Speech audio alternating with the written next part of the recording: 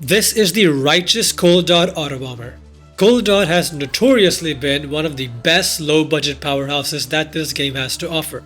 GGG heavily nerfed it by removing the ability to autocast while moving, making the build feel quite clunky to play. However, with the new Chaos Bloodline and certain very efficient and underused uniques, this build has truly come back as the queen of low-budget ultimate powerhouses. It sacrifices nothing. With under 20 divs, you have full dot cap, block cap, and amazing clear speed with permanent Vaal cold snap and righteous fire, giving you a very Autobombing playstyle along with Oriats and explosions, letting you shield charge through the entire map, only stopping on very tanky rares and also completely shredding through any tier 17 boss or pinnacle boss. So if you like what you see, which if you don't, then what's wrong with you, then keep watching, because in this video I'll go over all the mechanics of the build, the offenses, the defenses, and how to set it all up for yourself. There will also be a full written guide for anyone that doesn't want to hear me yap. Make sure to go click on the written guide at the top of the description. That is also where the POB links are and everything else, as well as a fully detailed FAQ. If you have any questions, chances are the answer is already in that FAQ. With all that being said, I hope you enjoyed the video. If you liked the video, give it a like. If you disliked the video, give it a dislike. But that is enough yapping. Let's get cold dotting.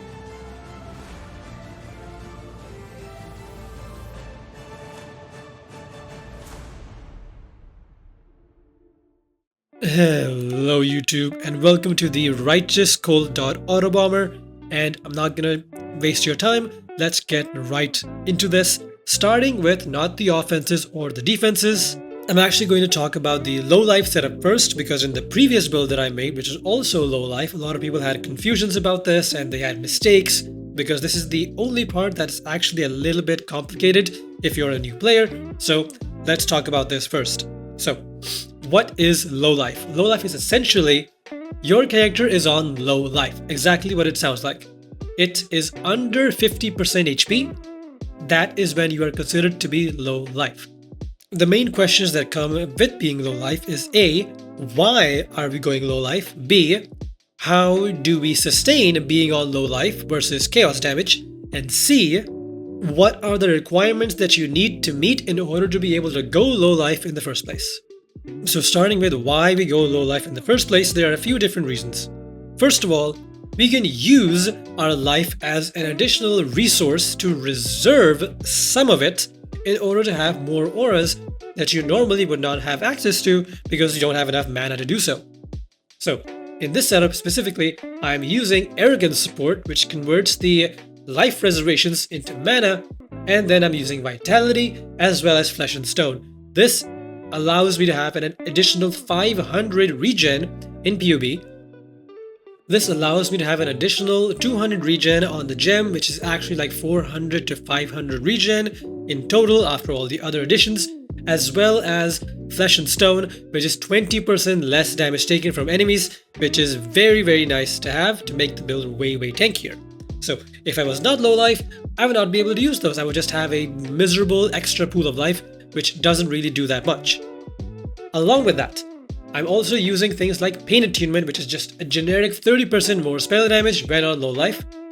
Super nice to have. Why not? And the final benefit is you don't really want to scale your life anyway. If you've been playing Path of Exile for any amount of time, you already know that scaling Energy Shield is way better than trying to scale your life to any sort of meaningful amount.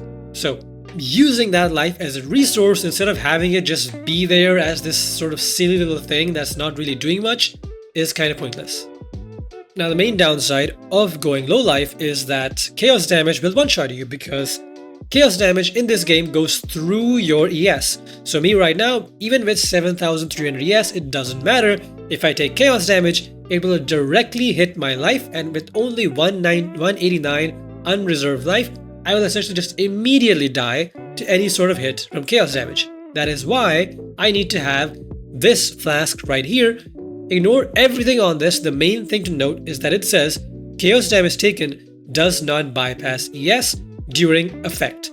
Everything else is irrelevant. Removes all but 1 life on use is irrelevant. Remove life is regen as the S over 2 seconds is irrelevant. Increased duration is nice, and we'll talk about why afterwards. This flask is a core part of the build, and it literally does not function without this, because if you do not have this flask, or if you don't have this active, you will literally instantly die. Okay, that brings me to the third point: how and what requirements need to be met before you can go low life. Well, first things first, you need to have this flask. It's a very cheap flask. Don't worry about buying this like 1C. And you need to have almost permanent or basically full uptime on this flask without needing to rely on killing monsters to regain charges or doing anything outside of just literally being AFK and getting the charges. Okay, so in this build right now, I have full uptime on all 4 of my flasks, and that is what I'm going to talk about next, which is going to be flask uptime. Normally I would talk about that in the defense section, but right now I need to talk about this in the beginning because it relates to low life. So in order to have full uptime on this flask and in order to be low life, you need to have a timeless jewel with Balbala as the Akara that is on the jewel. Don't care about anything else on the jewel, just look at the jewel. This says denoted service of some random number Dekara in the Akara of Balbala. You need that last word of that first line to be Balbala. Everything else is completely irrelevant, because that will then give you the Trader Keystone. This will transform one of your regular keystones into the Trader Keystone, and this says flasks gain 4 charges per empty flask slot every 5 seconds. Okay, that combined with a body armor Eldritch implicit, which says flasks gain a charge every 3 seconds, is a lesser Eldritch mod, so it's completely cheap. Combined with 15% increased flask effect duration crafted onto the suffix of the belt, and a medium cluster jewel for flask effect duration with fasting as one of the notables that's in here for 20% increased flask charges gained. All of these things together. So recap: Trader Keystone, fasting cluster jewel, flask effect duration increased on the suffix, and the flask gain a charge on the implicit on the body armor will give you full uptime on your coruscating elixir flask, as well as full uptime on 3 other flasks. As long as they are resistance flasks, they will have full uptime on them, which is very, very, very nice. Now, the main thing to note about these flasks is even if you have the flask effect duration, you have the cluster jewel, you have the Trader Keystone and all of that stuff, there is one very important thing, and that is all of your flasks need to be 20% quality. This flask currently is not, that's an oopsie poopsie, but they all need to be 20% quality, and they all need to have reused at the end of this flask's effect. Not used when charges reach full, not no enchant, it needs that. Please don't make that mistake. A lot of people, they were like, I have the keystone, I have all the flask charge stuff, why am I dying to chaos damage? That is because they were not using the correct enchant, so their flask was turning off for some random reason. This enchant makes it so your flask will always go on no matter what. So if you can see here, if I hover over the flask, you can see it currently has 34 charges, 35 charges, 40 charges when the Trader Keystone procs, and this just keeps on going, and then it reuses, and then it just keeps on proccing that way. Same with all of the other flasks. One thing that I forgot to mention is that you do need a minimum of 33% on the prefix of your flasks.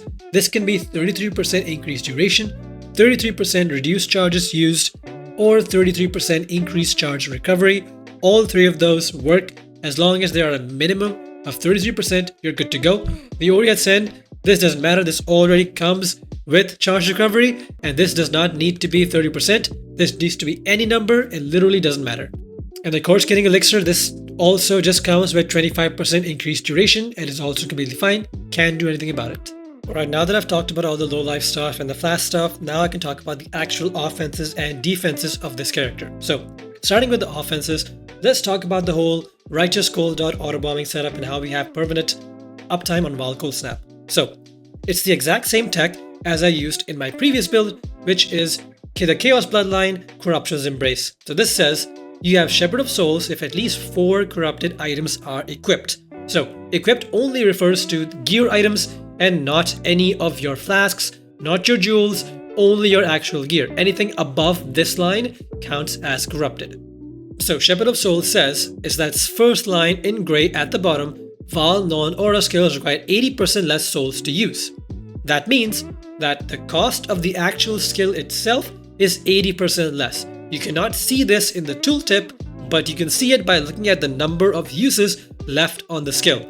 Since this skill stores a maximum of 35 souls, this currently thinks that because of the 80% less cost, I can actually spam this skill 5 times. However, the second part says Vaal non-aura skills require 100% increased souls per Vaal skill used in the past 8 seconds. So if I was to use any of my Vaal skills right now, then the cost, instead of being 80% less, would be 100% more, which is not ideal, right? So that is why you need a Vaal skill that lasts at least 8 seconds before you use it again. So my Vaal Cold Snap currently has a duration of 8.92 seconds, which means that every single time I use this, the aura around me will last almost 9 seconds, which is more than 8, math, numbers, counting. And then I can use it again without having to go through the negative penalty of having 100% increased soul cost. So to show this, I'm going to use my Vaal Cold Snap. Boom. There it goes. Now, the moment I use it, you can see the usage went from 5 to 2 because it's 100% increased cost at the moment. And then it went to 4 and then it ended because the moment 8 seconds passed, the jump went back up to 4 and then I can use this again. Now, a few things to note about that. So if I use my Vaal Cold Snap right now, you will see 2 things. One, you will see the actual effect of the Cold Snap, obviously. And then you will see that my usage, if this was normal, would go from 5 to 4, right? But if I use this, it goes from 5 to 2 because of that negative penalty of 100% increased cost. But the moment you will see 8 seconds expire, it jumps up to 4. So when it jumps up to 4, that is when I will use the skill again. And then it goes back to 1. And you will see that I'll then use this again in a moment. Hang on. I use it again. Right? And then it's going again. And wait a moment, wait a moment, wait a moment. It'll jump up again and I'll use it again. Right? And then it'll go again, again. Wait up to 9 seconds. And then it'll jump and I can use it again. And on this usage, this final one, now I will no longer have the souls to be able to use it again after this. So what happens now? Well, you can see that my souls are just coming back, right? They're coming back all on their own. I don't have to do anything. I'm just standing here. That is because I'm using a Uulgraft. Where is it? Am I blind? There you go. It's right there. Gain 1 Vaal soul per second. Pretty simple. I don't have to explain this. It's just giving me souls. So in this tiny bit of yapping, I'm already back up to 4. And you already saw if I have 4, that essentially means that I have like 3 different uses of this skill. Overall, you have roughly 30 seconds or so of uptime on Vaal Cold Snap to turn it on and just map smoothly with this on, with RF on and everything. Don't worry about the RF degenning me at the moment. That's I'll talk about that in a moment, but basically, yeah, you just do that every single time your Vaal Cold Snap turns off. After 9 seconds, you just have to turn it back on and continue as normal. And then when it turns off, you can either see the AoE around you disappear, or you can see the number here jump back up. Either way, just see one of those things and you know that, all right, it's time to turn it back on again. Now, there's one small caveat to this. So, Vaal Cold Snap on its own does not have a duration of 8.92 seconds, and the soul gain prevention on this is also not this low on its own. This build is using some very cheeky ring that no one uses for some reason. I don't understand why. It is such a powerful ring and people just throw it to the wind like it's nothing. This is the Triumvirate Authority and this drops from Edziri. Yep, that's right, the boss that most of you have probably never even heard of or touched much. that is where this ring drops, and it drops with 3 to 4 random modifiers. It drops with 3 if you kill normal Edziri, drops with 4 if you kill Uber Edziri. Okay, and these are the 4 or 3 different modifiers that it can roll. But the main things that we care about for this build are going to be Socketed Vaal skills do 150% more damage. That is literally the equivalent of 4 support gems. Socketed Vaal skills have 80% increased skill effect duration. That is what makes the cold snap duration go above 8 seconds. And the final one, this one is not that relevant, but it is very nice to have, which is Socketed Vaal skills have 30% reduced soul gain prevention duration. So this is what allows us to have over 8 seconds on cold snap. It allows us to have a slightly reduced soul gain prevention duration. And of course, this is the main one, which gives you like 4 different support gems packaged into one ring, along with you having +2 to the level of the skill gem. And if you know anything about spells scale insanely well with skill levels. In game currently, I have literally a multitude of different rings. These are very, very common. I self-farm these to make sure it's not too painful. It can be a little bit painful because there's not that many of this ring on trade. There's like 600 of these at the time of recording this, with damage and duration, not with the reduced soul gain prevention.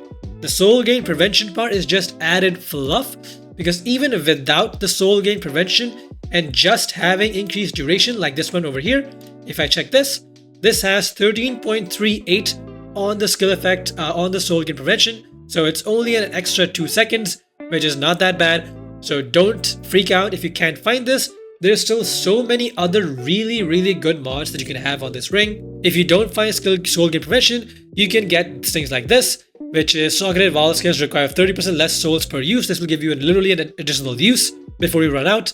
You can have this 20% chance to regain souls, which is literally better, kind of. You can have Tailwind if you've used the skill. So if you use it, you have 4 seconds of Tailwind.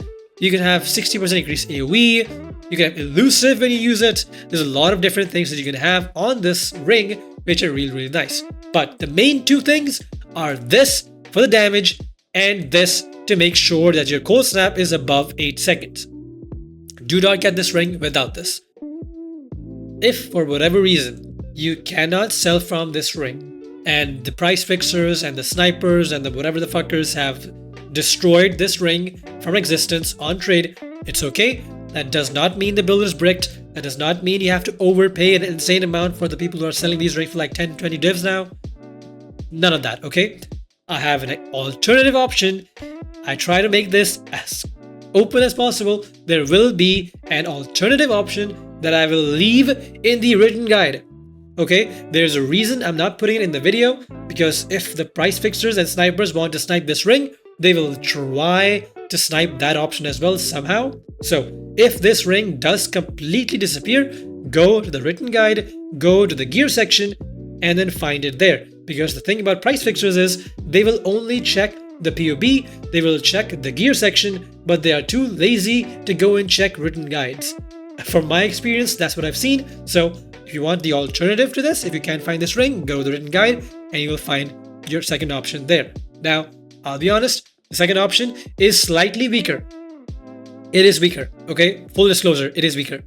This ring gives you around a 3 million dot DPS with the Vaal Cold Snap, and without this, with the other thing, you have roughly 2.3 million. So it's still good damage, it's just slightly lower, but it's just the sacrifice that you have to make. If you want this ring, and it's not on trade, you have to go kill some Aziris to go and find it. The one that I like the most is going to be this one, which has damage, duration, reduced soul gain prevention, and 20% chance to regain consumed souls when used. This feels the smoothest by far, but you can also go for the Tailwind with AoE one, that also feels super nice, or you can just go for reduced soul gain prevention, that is also okay enough. Now that I've gone over the Autobombing part, let's go over the other skills and how this build actually functions overall. So, cold damage over time is very different from the other damage over time abilities or skills in the game. So, the other ones are Ignite, Poison, and Bleed. And all 3 of those are actually ailments that you're applying onto the enemy. You're applying an Ignite, you're applying Poison, or you're applying a Bleed. And it doesn't matter which skill you use to apply those ailments, you just scale those ailments specifically on their own. You scale Ignite by scaling Fire Dot Multi and the strength of the fire damage that hits the enemy. You scale Bleed by scaling the physical hit. You scale Poison by applying a massive number of poisons, and so on and so forth. But cold damage over time is not an ailment.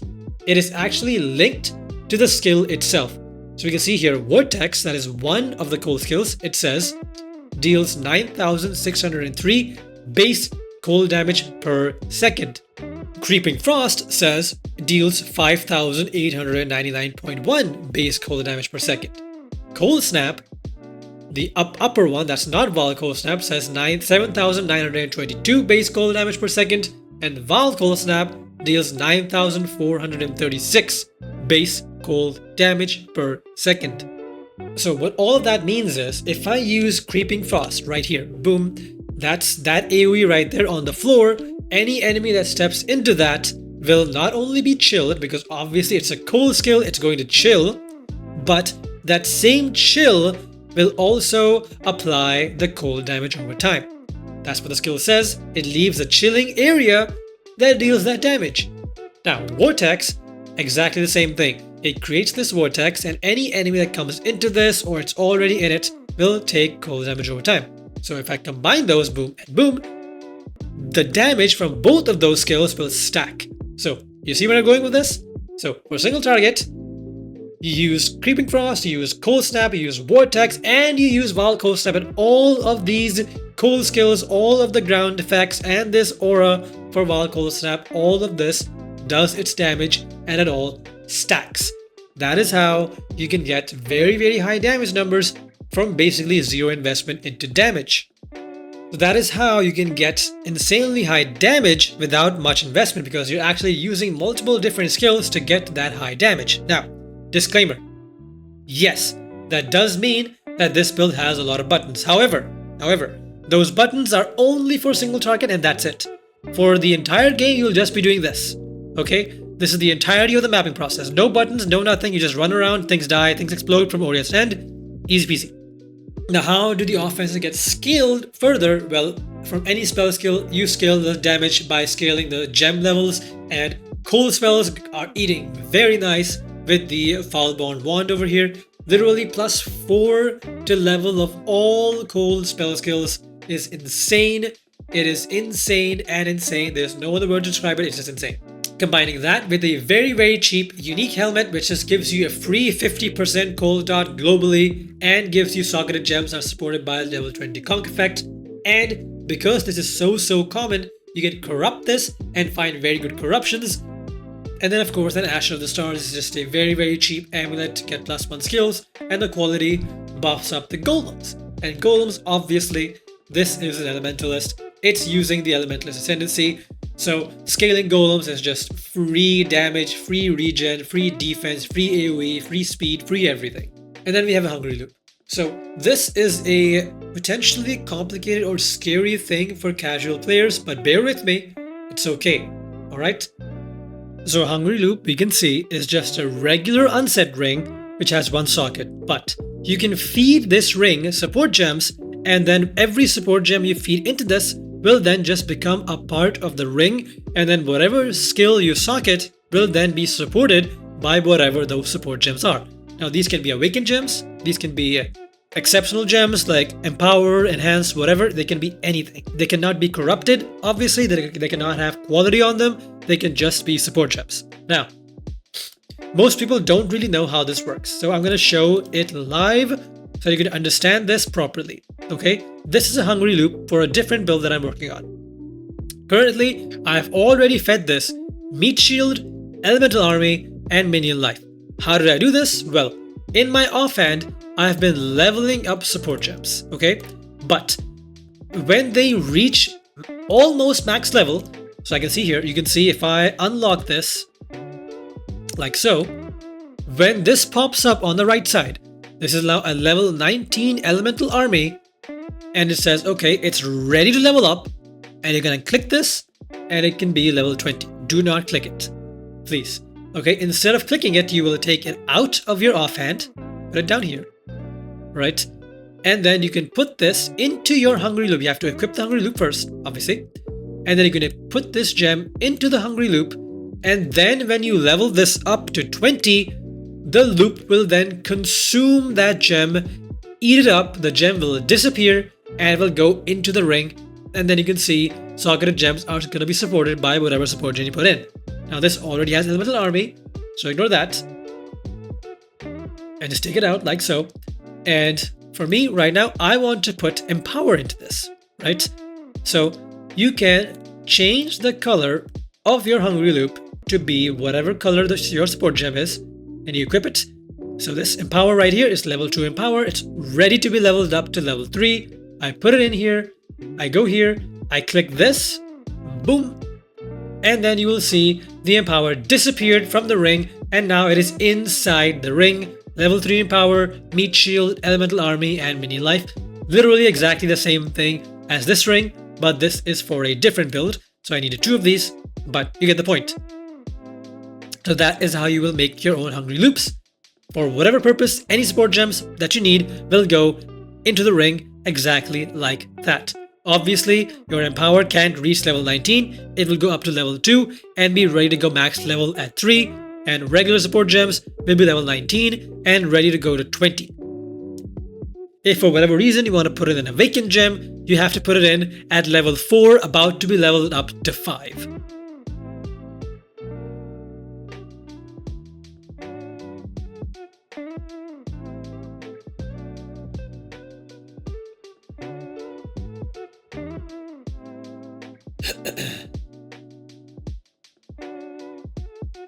So that's it for the Hungry Loop. Now the Animate Guardian inside of this Hungry Loop is, I'm not going to really go into much depth on what the Animate Guardian does or why it's there, but it basically just is here to apply an additional curse, to give you Culling Strike, to reduce the enemy's resistances.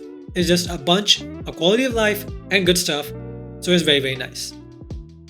The final damage scaling for the offenses are going to be this mastery over here and the graft. So first the mastery, this says 1% to cold damage overtime multiplier for each 4% overcapped cold res. So that's where these flasks come in. With all of those flasks, as well as having cold res on every single piece of gear, I have almost 170% overcapped cold res on top of the already existing max number. This means that I'm getting a lot of cold dot multi. This one mastery over here gives around 3 million DPS just on its own. So it's very nice to have this. Now, it's not necessary at all. All of the suffixes that have cold res can have any other res, or they can just be irrelevant suffixes because you don't really need them. It's just extra damage that you may or may not even need.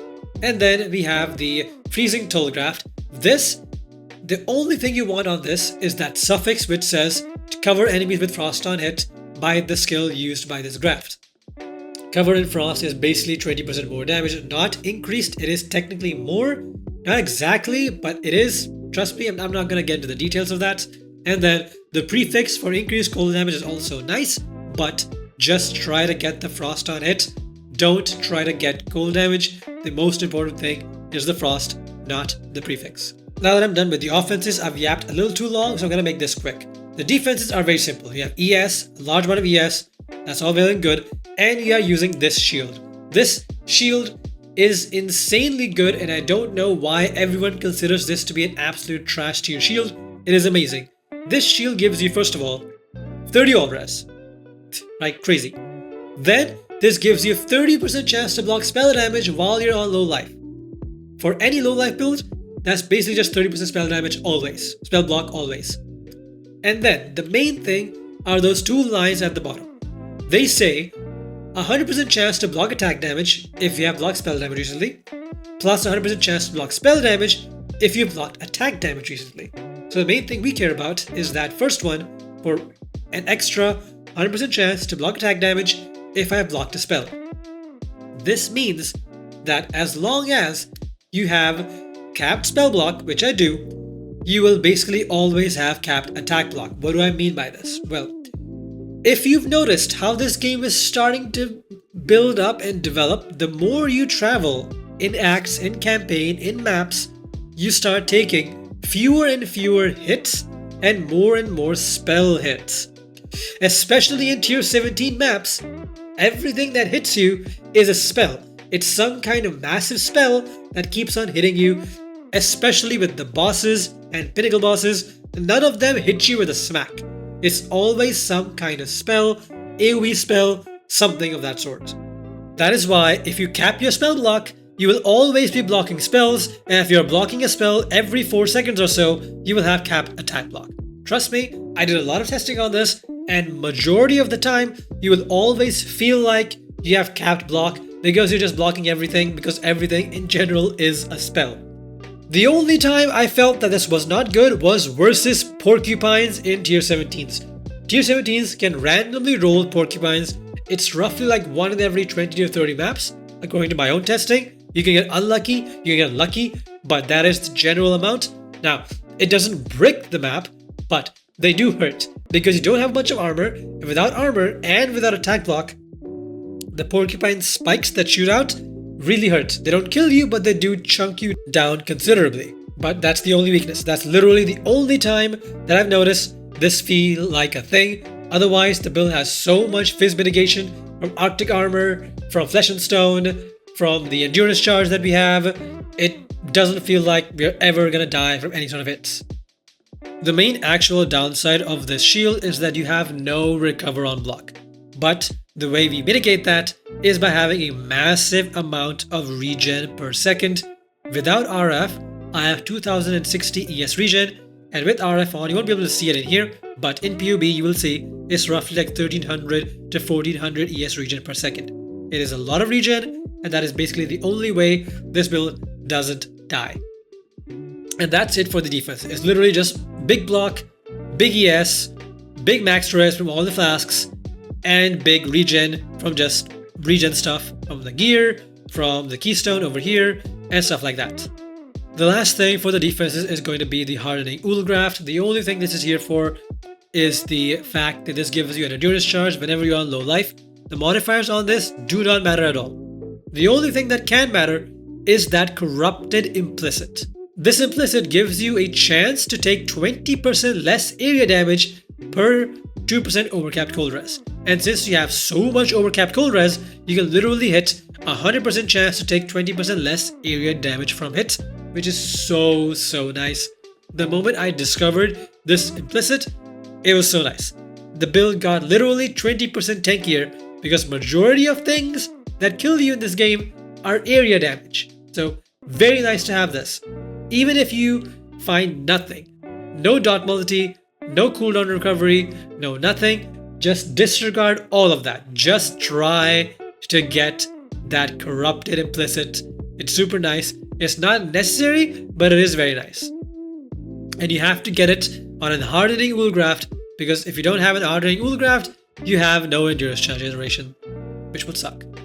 Alright, that's it for the offenses and the defenses. Let's quickly go over the Pantheon. We are going for Soul of the Brine King for stun immunity and reduced chill effect. We are going for Soul of Shikari so that we don't get insanely poisoned to death, because we are not immune to chaos damage, we are not CI, so taking this for tier 17 mapping is very nice, because since the build's main defense recovery option is regen, you really don't want things to degen you, and poison is a really painful degen, so just remove that from the equation by taking Shikari. I actually forgot to record this part, but I wanted to show how this build actually looks and functions inside a map. So I just entered the map. It is a decently rolled juiced up map. I am in grace period. The first thing I do, I'm going to turn on all 4 of my flask, and there's a bunch of trash that spawns in. Just going to kill that off. Annoying, because I wanted to show the fact that you don't have your Vaal skills the moment you enter a map, but as soon as you kill a single pack, you just get all the Vaal souls you need. So once you have those, you turn RF on. I turned it on right there to kill the pack, but you turn it on yourself, and then you turn Vaal Cold Snap on, boom, and then you just go.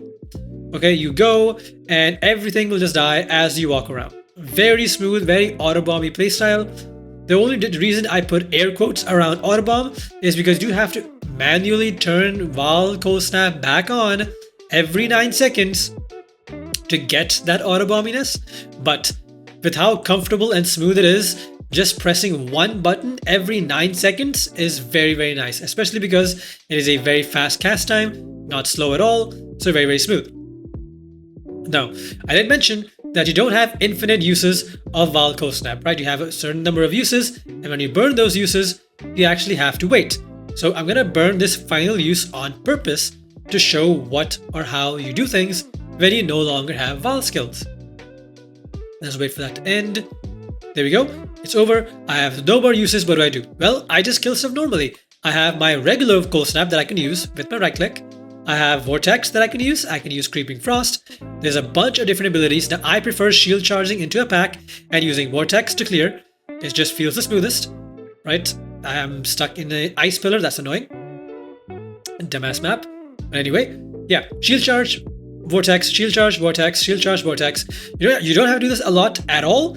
It's just to show that, but you will normally instantly get back enough souls to be able to use Vaal Cold Snap again and just continue on as usual. In most cases, if you're fast enough, if you're doing some casual mapping, you won't even have to run out of Vaal skills at all because you can just finish the map in like a minute. But if you do run out of Vaal skills, you can use any skill or you can actually use nothing. Because your RF actually does do a considerable amount of damage, as I'll show right here. One moment. Look, this pack, I'm not using anything. Bad pack to show that on because it had invulnerability. Let me show a different pack like this one. Right? I'm not doing anything. Something dies from my Tempest Shield zapping them, or my RF killing a white mob, and then Orieth's End blowing up the rest of the mobs. Anything of that sort, and the pack will blow up and you will get your Vaal skills, and then you can just pop it back on and then continue. Right, so now comes the intense part, which is going to be the mapping, the bossing. Right, so this is where all the buttons are going to be pressed. So ideally always put a portal outside the boss. You go into the boss. Now this is a 3-way boss, so I'm just going to have to show this multiple times. So on this person, cast your curse, cast Vortex, your Creeping Frost, your Cold Snap, and your Vaal Cold Snap, and everything just dies. And you will also sometimes die. So that's great. So that is really, really nice that that happened, because I wanted to show the fact that this build is not immortal by any means. Okay? It has downsides, it has weaknesses. This map, for example, 62% increased monster damage, 39% increased unique boss damage, attack speed, Impale, the Giga Impale removing thing, and frenzy charges. That's a lot of pain, right? Now this build does have good block, but the moment something goes through that block a little too many times, you can get killed, especially if that thing is an attack before you block a spell. Now in that scenario over there, this Abomination boss is just an absolute piece of crap because of all the debuffs that you get from it, just raising the amount of damage you take. But generally speaking, you won't die, right? This boss, I'm just literally gonna face tank everything and I'll live. I've ate whatever it hit me with and I killed it, right? So I want to make that abundantly clear. It is not an immortal build by any means, right? It doesn't have a recover on block. It doesn't have a ginormous 20k ES pool. It is a humble 20 diff build that can get you through everything very comfortably, but don't try to face tank the entire planet. You will eventually die. I couldn't really showcase the skill rotation with 3 different bosses trying to kill me, so I'll show it now. The way you will do all single target is you will enter the boss fight. Let's say this dead corpse over here is the boss. You will curse it, right? Frostbite, curse, applied. And then you will press your skills in a specific rotation because this rotation is the most efficient one, okay? You will turn on Vaal Cold Snap, you will use Creeping Frost, you will use Vortex, and you will use regular Cold Snap. Once you have pressed all 4 of those buttons, then you will just spam 2 buttons. Creeping Frost, Vortex, Creeping Frost, Vortex. Okay? Okay, again. Vaal Cold Snap. Okay, Vaal Cold Snap, Creeping Frost, Vortex, regular Cold Snap, and then just cycle between the Creeping Frost, Vortex, Creeping Frost, Vortex. Okay? That will give you the maximum amount of damage possible. However, if you do want to not die, like I did over there, the better thing to do is activate Vaal Cold Snap, use Creeping Frost, use Vortex, use Cold Snap, which is the regular rotation, and instead of spamming your Creeping Frost and your Vortex, you don't spam, you just dodge. Okay? If the boss is trying to hit you with something, shield her out of the way, run out of the way, do whatever out of the way, because your cold damage stuff is already on the ground. You don't have to do anything about it. You just have to use it, use it, use it, and then your Vaal Cold Snap follows you around anyway. Just run circles around the boss. Now, I prefer standing still because of Arctic Armor giving me less fizz damage taken and less fire damage taken from hits. So it's nice, but you don't have to. If something is about to hit you that's super big, just dash out of the way, okay? So again, to recap, Vaal Cold Snap, Creeping Frost, Vortex, Cold Snap, and then spam this for maximum damage, or run around if you don't want to do maximum but you want to dodge stuff, okay? One extra thing, in between all of that, at any point, you can use Vaal Righteous Fire, okay? This will give you an additional 20% more spell damage, but it will chunk your ES down, right? It will sacrifice a big chunk of your ES pool in order for you to be able to use this. Okay, so the only time that I would recommend that you do that is if you are very safe to do it. This boss fight, absolutely not. There's 1,000 different things being shot at you at the same time, so chunking your ES down on purpose, not ideal. But bosses like Pinnacle bosses that are using like big animations before they actually hit you with something, or the Fortress boss also has really big animations and really telegraphed attacks. So on those bosses, you can use Vaal RF to give you a bunch of extra damage, or if you don't want to use it, you don't have to, because the build is dot capped even without needing to activate this. However, if there are any sort of tank mods on the map that are making the boss extra tanky, then having above dot cap actually helps. But yeah, that is basically it. That is how the build will function inside of a map. Now we can go on to talk about the gear and everything in the PoB. So let's go. Now let's quickly take a look at the gear inside of the PoB because it's way easier to do it over here. So I've already talked about the wand. This is Foulborn, Totalborn, +4 skills. Talked about the shield, talked about the helmet, talked about the rings, talked about the amulet. But let's talk about the belt and the actual gear itself. So the body armor is going to be big ES, but the gloves and boots will be armor and ES. Why armor and ES? Well, in the higher budget version of this, okay, not the low budget but the higher one, you will not be using this helmet, you will be using a different one, which will be an armor ES helmet, which is this one right here. You'll be crafting this yourself, and this helmet will allow you to then use this mastery for 100% increased armor and ES from the body armor. This literally gives you 8,000 ES total, and there'll be some other changes as well in the higher budget version. But yeah, that is why you have armor ES gear instead of just pure ES. Literally gives you like almost 700 extra ES if you do it that way. So the belt, this is the wrong belt. I'll add the correct one afterwards, but it's just going to be a shaper belt with a lot of ES on the prefix and any sort of suffixes along with fast effect duration crafted. The fast effect duration is very important. Can't live without it. Everything else is sort of meh. And then we have the jewels. So this build has a lot of different jewel sockets because it just gets so much from all of them. But the main three are going to be 3 primordial bond cluster jewels. Very simple, nothing too complicated. These are very cheap, just buy them off trade. And then there's the one medium cluster that I talked about before, which is the fast effect duration one, also very simple. And then we have a massive amount of cobalt jewels. So all of these will just be fractured cold damage over time, and then you reforge defense until you hit % ES and any other good mod. I got super lucky and I hit % ES with max res on a lot of these. It was not max fire res, some of them was max lightning, max cold. You can harvest, reforge and reroll the res into something else. So I preferred maximum fire res so that my RF would degen me less, so that I would have more net ES recovery, but that's irrelevant. Even if you don't hit max res, you're completely fine. Just get cold fracture, reforge defense until you get ES and something good. And of course we have a light of meaning. This is such a good jewel. It's so good in this spot right over here. Gets so much value and it's so cheap because no one gives a flying F about this. And that's basically it. That's the gear, that's the jewels, very simple, there's nothing complicated here at all. The only complicated part of the build was the low life setup, but as long as you have that up and running, if you paid attention to the first part of the video, you should be A-okay. A few final small things to note are going to be the fact that you do need to have a Uulgraft of the Fortress. This is just 40% increased global defense. You can put this on any mastery, doesn't matter where, just put it in somewhere. Same thing with the Uulgraft of the Soul Wig to gain 1 Vaal Soul. Put it anywhere in any mastery, doesn't matter where. Everything else is pretty self-explanatory, doesn't really need much of my input.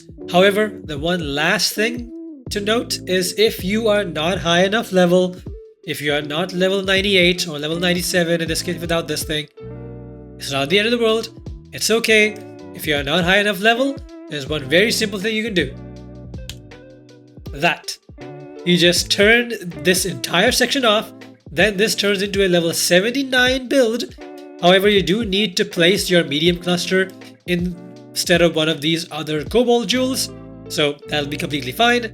But yeah, if you're not high enough level, just ting, turn that off, and boom, this is now level 79 build. It is still very strong. You can still see it is 28 million DPS, still has all the EHP, all the tankiness. You just miss out on some extra damage and extra stuff. That's literally it. That's it for the overall guide, but there are a few final smaller things to address, and that is, what if you want to level this up? Well, there's a lot of different leveling tech for this build, but if you do want to level this from scratch, then there's this leveling PUB. It has all the different acts and white maps, yellow maps, red maps. This is not mine. This is not my PUB. I followed this PUB in 3.26. I got this from a YouTuber named Alkuroth. He makes very, very in-depth PUBs. So if you want to check him out, I will leave a link to his stuff in the description. But yeah, if you want to level up as Coldot, you can literally start leveling this up in Act 1 as Coldot. So it's very, very easy to do. But I still recommend to use some leveling tech. But if you don't want to do that, you can have this PUB. I will leave this in the written guide. Go check it out over there. Before I end the video, I want to quickly talk about the written guide. There will be a full detailed written guide with everything, all the gear explanations, how to craft all the gear yourself, how to craft the jewels yourself, how to swap through different things depending on if the ring isn't available that I talked about earlier. I will have a full FAQ section in the how it works. So if something in your build is not working, I'll have a full FAQ over here. How to set up your Animate Guardian, how to set up your Hungry Loops, how to set up everything will all be mentioned here. So if anything is confusing you and I'm not available at the moment, I'm sleeping or something, and you don't have your question answered, you can just go over here and chances are I will already have written the answer to the question you have. So that is it for this video. I hope you guys learned a thing or two, and I hope that this build serves you all as nicely as it served me. Now, I will be updating this. There will be an awakened version of this same build, which will have a ton more damage, a ton more speed, and a ton more just everything without being too expensive. Don't worry, not too expensive. It'll probably be around 40 to 50 div, but that will feel amazing. Can't wait to start working on that one. I will have all of that up in the next 2 days or something, but thank you all for watching, and have a lovely time chilling everything. Bye-bye. And a huge shout out to all of my patrons: Axel Jacobs, Bridgeburner, Sebi2K, Creative Extend, Darkar, Infamous, Kraz, Luder Israel, Mayar, Omnomnom, Scarface, ZeroXEC, and Grimmergar. Thank you all so much, and that one anonymous guy, thank you too. If this keeps going, I will run out of oxygen before I can finish this. Bye-bye.